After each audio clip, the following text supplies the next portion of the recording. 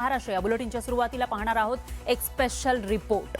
सध्या देशाच्या संसदेचं पावसाळी अधिवेशन सुरू होतंय। उद्यापासून हे अधिवेशन सुरू होणार आहे आणि या अधिवेशनाच्या पहिल्याच दिवशी अभिजित दिपके यांनी धडक मोर्चाचा निर्धार केला आहे। सोनम वांगचुक यांचं उपोषण मोडत काढल्यानंतर दिपके आक्रमक झाले, तर इकडे उद्धव ठाकरेंनी सुद्धा सोनम वांगचुक आणि दिपकेंना पाठिंबा दिलाय।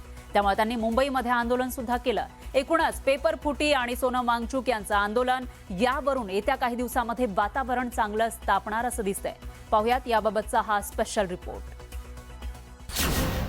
दिपकेंचा निर्धार, मोर्चावर ठाम। आंदोलन खत्म नहीं होगा। वांगचुक यांचं आंदोलन पुढे नेणार। 20 जुलाई को यहीं से पार्लियामेंट का मार्च होगा। वांगचुक दिपकेंना उद्धव ठाकरेंचा पाठिंबा। देशभरात झालेल्या पेपरफुटी विरोधात सोनम वांगचुक यांनी एल्गार पुकारलाय। त्याचाच एक भाग म्हणून त्यांनी दिल्लीत उपोषण सुरू केलं होतं। मात्र उपोषणाच्या 20व्या दिवशी पोलिसांनी त्यांना मैदानातून हटवलं आणि रुग्णालयात दाखल केलं। सोनम वांगचुक यांना तिथून हटवताना मोठा गोंधळ उडाला। मात्र त्यानंतर लगोलग अभिजित दिपके यांनी हे आंदोलन पुढे नेण्याचा निर्धार केला।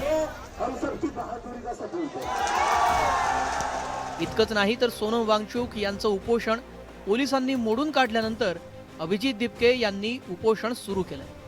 महत्त्वाचं म्हणजे आधीच नियोजित केलेल्या मोर्चा काढण्यावर अभिजित दिपके ठाम आहेत। सोनम सर को खतीज कर गाली गलौज करके वो लोग यहाँ से लेकर गए। अगर उनको लग रहा है सोनम सर को जाकर ये आंदोलन खत्म होगा, नहीं होगा। आंदोलन खत्म नहीं होगा। हम यही बैठे रहेंगे।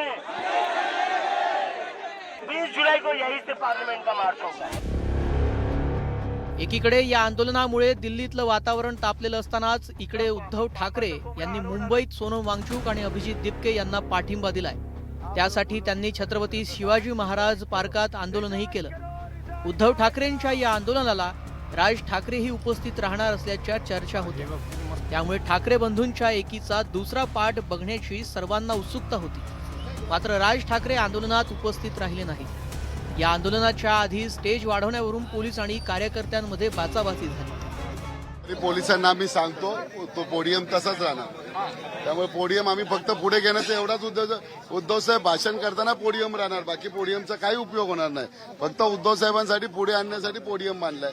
त्यामुळे पोलिसांनी विरोध करण्याची काही गरज नव्हती। मी प्रत्यक्ष पोलिसांना आता भेटतो। कुठे कोण विरोध आता विचारल्याशिवाय समजणार नाही। मी तुमच्या पुढ्यातच आलो आता। आज मी येताना बातम्या बघत होतो, दिल्लीमध्ये जंतर मंतरच्या इकडे युद्धाची तयारी जणू काही सुरू झालेली आहे। सैन्य आणतायत, फौजा आणतील, कदाचित अणुबॉम्ब सुद्धा आणतील। पण या सरकारला माहिती नाहीये या देशामधला हा जो तरुणाईचा अणुबॉम्ब आहे तुमच्या बुडाखाली आधीच लागलेला आहे। पेपर लीक झाला, पेपर फुटला। 22 विद्यार्थ्यांनी मला वाटतं जवळपास सुसाईड केलेलं आहे। त्यांच्यासाठी उपोषण करत आहेत। त्यांची एकच मागणी आहे की जो एक निकम्मा मंत्री आहे धर्मेंद्र प्रधान यांचा राजीनामा पाहिजे आम्हाला। मला एक समजायचंय, धर्मेंद्र प्रधानना कुठचं सोनं चिकटलेलं आहे की प्रधानमंत्री त्यांना काढू शकत नाहीत। एकीकडे दिल्लीतील आंदोलनाला उद्धव ठाकरेंनी मुंबईत आंदोलन करून पाठिंबा दिलाय। त्यावरून शिंदेच्या शिवसेनेच्या नेत्यांनी त्यांना चांगलीच कोपरखळी मारली आहे। उबाडाचे नेते उद्धव ठाकरे यांनी आता एक नवीन आंदोलन जे हातात घेतलेलं आहे त्याला प्रतिसाद मिळणार नाही। एक नवीन विषय आपल्या हातात असावा। राम मंदिर अयोध्यामध्ये जे काही चोरी झाली त्यानुसार आपल्याला त्याचं काही कॅश करता येईल का, आपल्याला त्याच्याबद्दलचा काही फायदा उचलता येईल का, म्हणून त्यांनी आंदोलन करण्याचा प्रयत्न केलाय। परंतु मुळामध्ये यांनी हिंदुत्व सोडल्यामुळे यांच्या या आंदोलनाला प्रतिसाद मिळाला नाही। खरं तर गेल्या काही दिवसात सरकार आणि विरोधकांमध्ये मोठा संघर्ष सुरू झाला। पेपरफुटीच्या मुद्द्यावरून धर्मेंद्र प्रधान यांच्या राजीनाम्याची मागणी जोर धरू लागली आहे। त्यातच आता संसदेचं पावसाळी अधिवेशन सुरू होत आहे। भरीसभर म्हणून अधिवेशनाच्या पहिल्याच दिवशी अभिजित दिपके मोर्चा काढून सरकारचं लक्ष वेधणार आहेत। त्यामुळे अधिवेशनात हा मुद्दा चांगलाच तापण्याची चिन्ह आहेत.